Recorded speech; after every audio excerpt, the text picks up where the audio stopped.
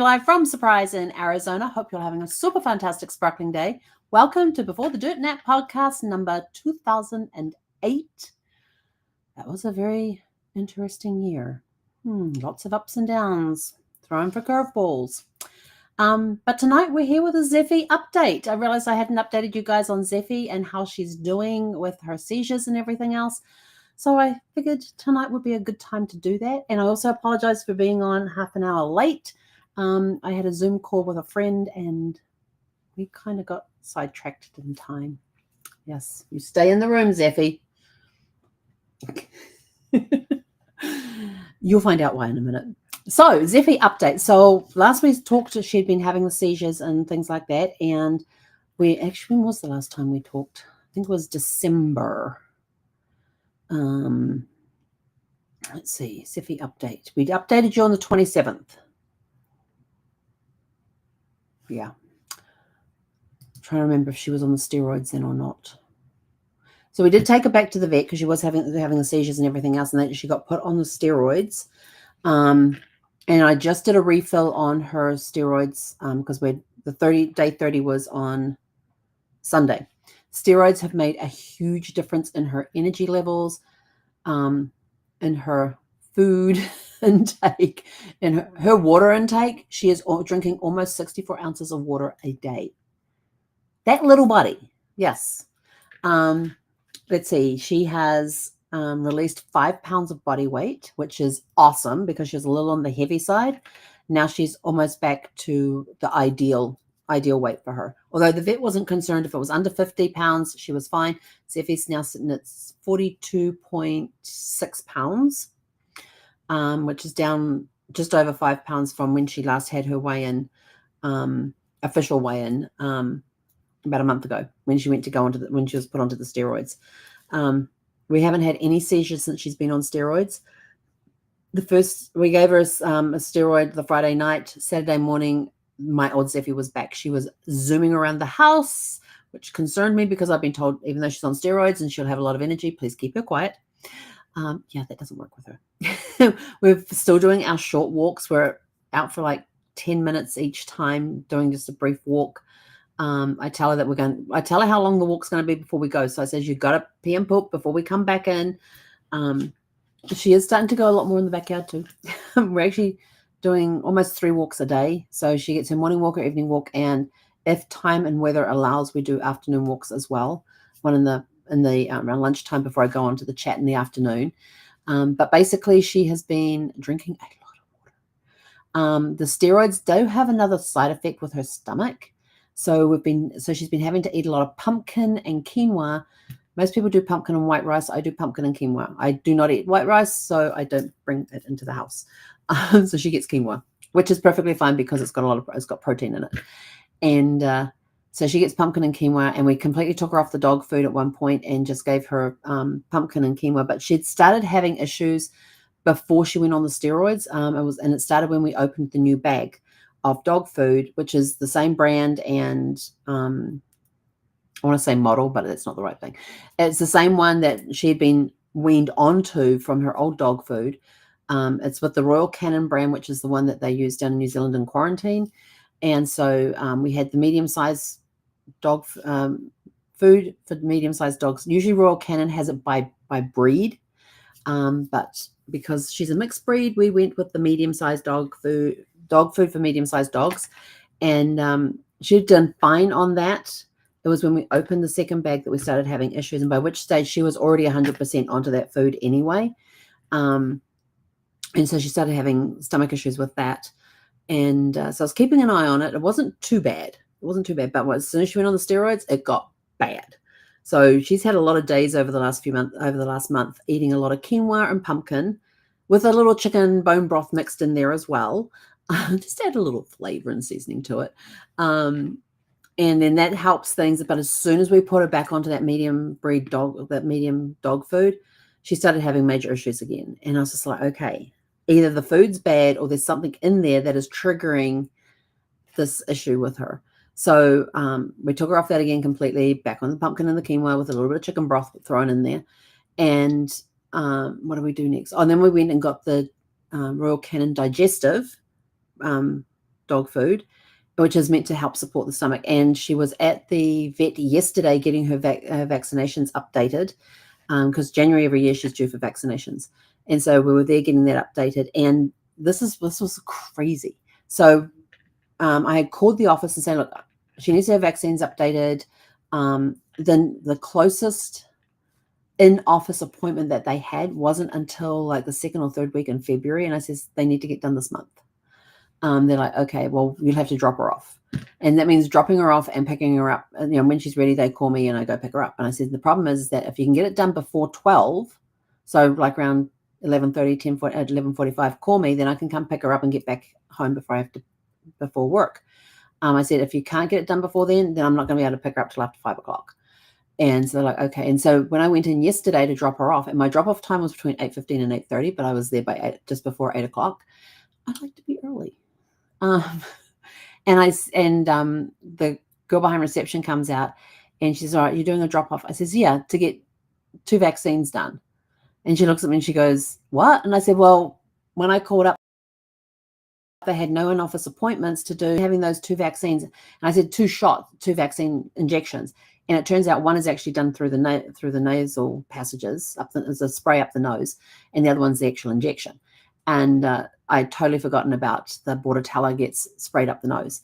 And so she went out and she says, let me go check on something real quick. And she comes back a couple of minutes later and says, we're doing in office right now. I went, okay, thank you. I mean, to get a shot up the nose and a shot in the body and do a quick exam of her,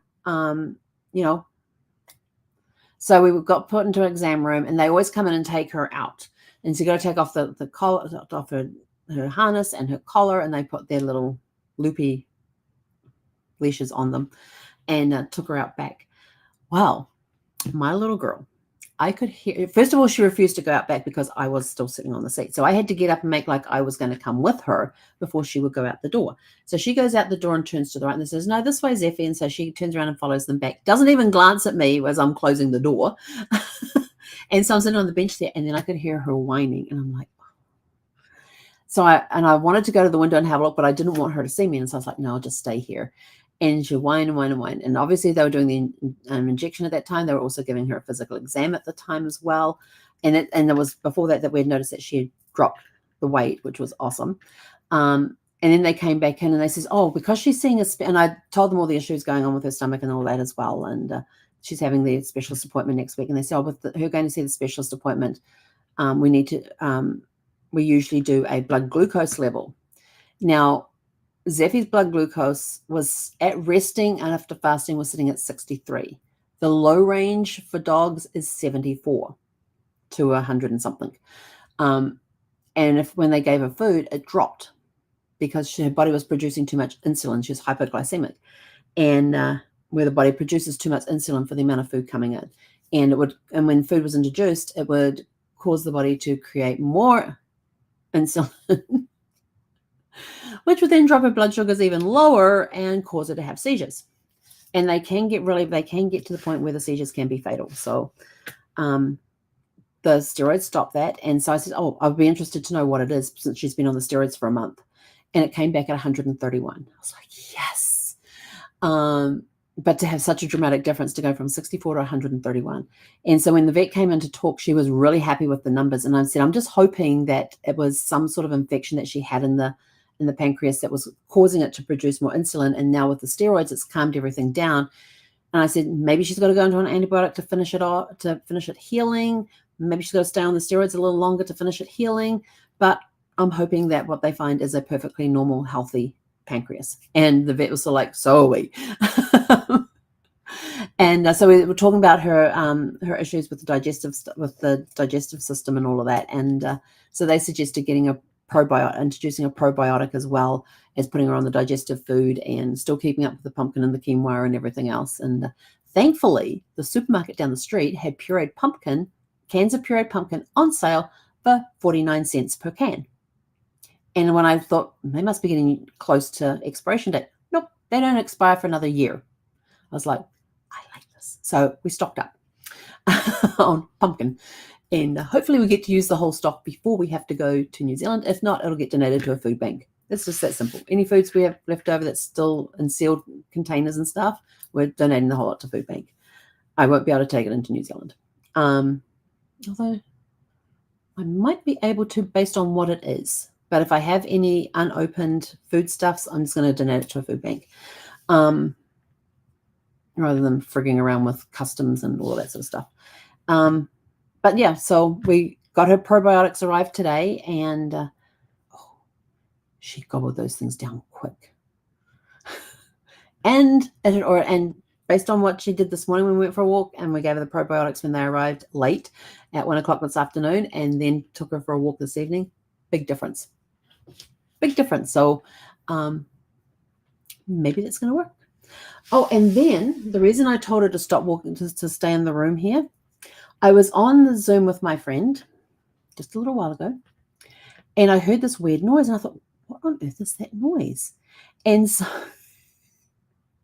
I turned around and I called her Zephy, and she comes running into the room with a dog biscuit hanging out, a milk bone dog biscuit hanging out of her mouth, and lays down on the ground and said, where did you get that from? And I said to my friend, I said, I know where she got that from. She goes, what? I says, well, she has her little eating area here with her water bowl and her food bowl. Then she has the container that has her dog food in it. And then there's a box next to that, which has the box of milk bones in it. And this box is about this tall, and the dog biscuits are down to this level here. So she had a long way to reach into there. So I'm curious to go out there and see the damage it's done. And I said, then there was a cover over all of that.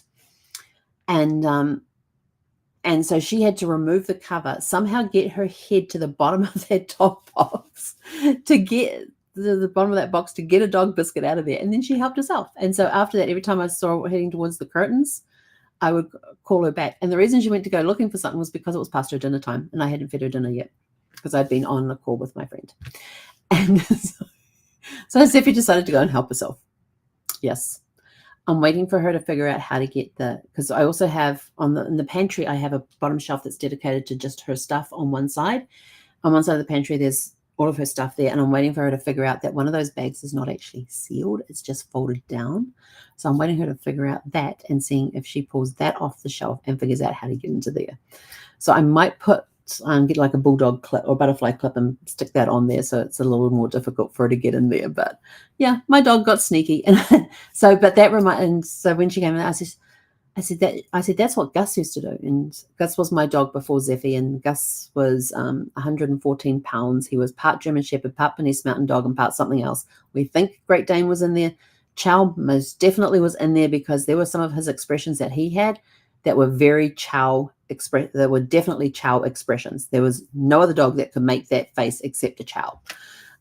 So we knew that she had Chow in her as well, and he had Chow in her as well. And he also had part of his tongue towards the back was the colored tongue that Chows have as well, which was kind of cool. But before we cottoned on to what he was doing, with Gus, we told him his treat time in the evening was at 8 o'clock. And he would come to us at 7:30, at 7:45, and we'd go, nope, 8 o'clock. And so he would come back at 8 o'clock on the nose and look at us as to say, it's treat time. And then he would get his treats, one from Brad, one from me. And we had to give them in a certain order. I had to give mine first, and then Brad gave him one. If it went me first if it went the other way around, Gus would then come back to the second person. So if I gave the treat first, and then Brad gave the treat. And if we mixed up where Brad gave the treat first, and then I gave my treat, he would then go back to Brad looking for Brad's treat, forgetting that Brad had already given him a treat. It's a smart dog. So anyway, this one night we're sitting, this happened back in Virginia. One night we're sitting there, and Gus comes like 7:45. He comes in, and he just goes and looks at Brad, and Brad just ignores him. So he comes over and looks at me, and I go, no, treat time is at 8 o'clock. You're not getting any treats before 8 o'clock. He disappeared out of the room. Just watching her. He disappeared out of the room. A few minutes later, he comes prancing. Now, prancing was the tail was up, the head was up high. Beautiful. You see them prancing in the dog shows and stuff where they do their high steps and stuff. And he comes prancing and so proud of himself, and he's got a dog biscuit hanging out of his mouth. And I'm like, I look at Brad and go, where did you get that from? And he goes, I don't know.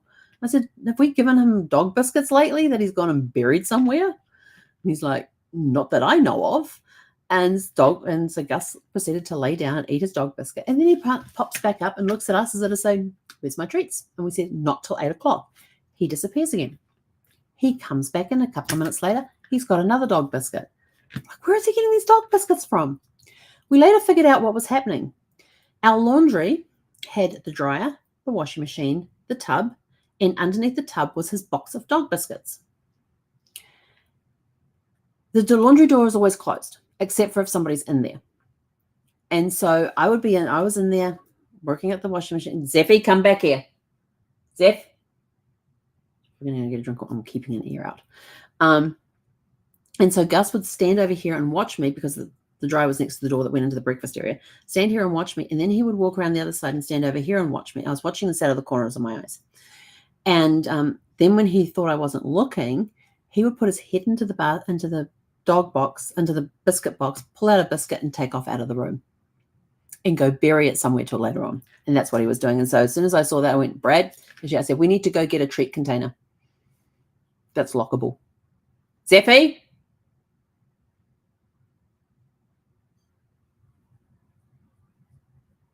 Come back here.